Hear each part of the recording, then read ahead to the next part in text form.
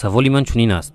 шумо якчанд маротиба аз китоби муқаддас далел овардед. акнун дар қисми 10 инҷили Юҳанно дар ояти 30 ман падарам якем гуфтааст. ба ин ҷумла чӣ фикр дода метавонед? ин чиз ба ман нофаҳмо шуда истодааст. хоб бародарамон дар қисми 10 китоби инҷили Юҳанно дар ояти 30 ба ҷумлае ки ман падарам якем гуфтааст эътибор додани моро мехоҳад. лекин дар инҷил ин гуна ҷумла нест. баръакс ман ва падарам як ҳастем мегӯяд. хуллас барои фаҳмидани ҷумлаи ман ва падарам як ҳастем аввал контекстро ба тартиб дароварданамон лозим. барои ба тартиб даровардани контекст мо бояд ба оятҳои пеш аз ӯ буда назар андозем. дар қисми 10 инҷили Юҳанно дар ояти 23 исо дар ибодатхона дар айвони Сулаймон гуфтани ҷой чарх зада мегашт. дар 24 оят бошад яҳудиҳо атрофи ӯро иҳота карданд ва тобакаи моро дудила мекунед, агар масиҳ бошед ба мо ошкоро гӯед гуфтанд.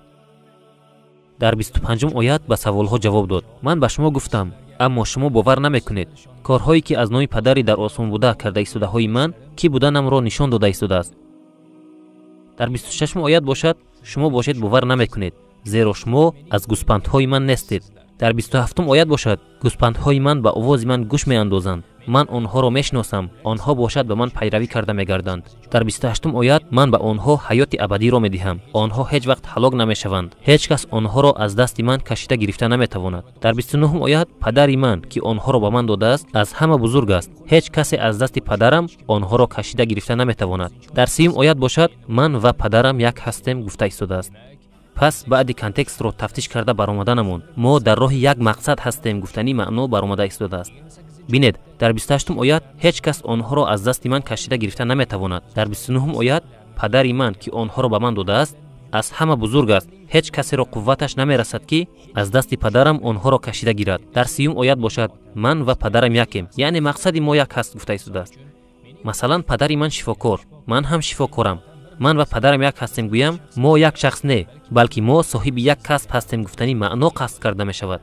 аммо насрониҳо бошанд не як шахсро дар назар дорад. ман ва падарам як ҳастем, ин исо масеҳ худо аст гуфта собит истоданд.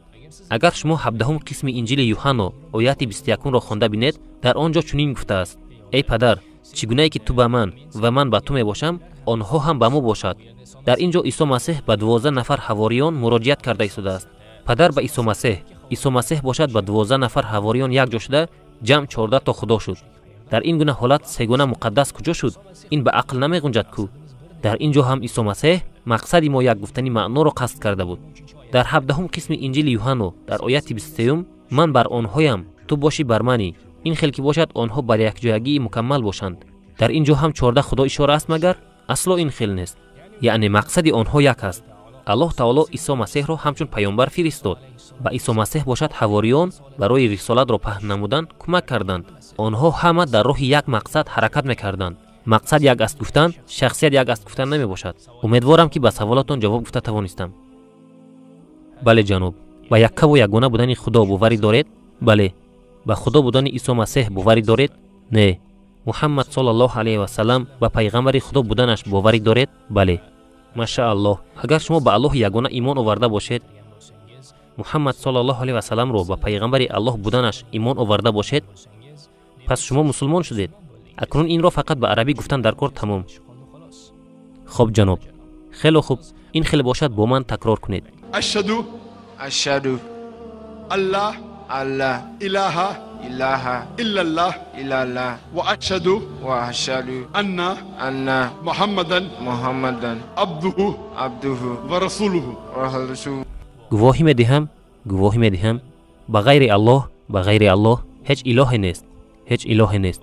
ва боз гувоҳӣ медиҳам муҳаммад пайғамбари аллоҳ ва бандааш. такбир такбир такбир. аллоҳ субҳанаҳу ва таоло шуморо бо ҷаннати худ мукофот диҳад. он зот дар ин дунё ҳам дар он дунё ҳам беҳтаринашро бидиҳад.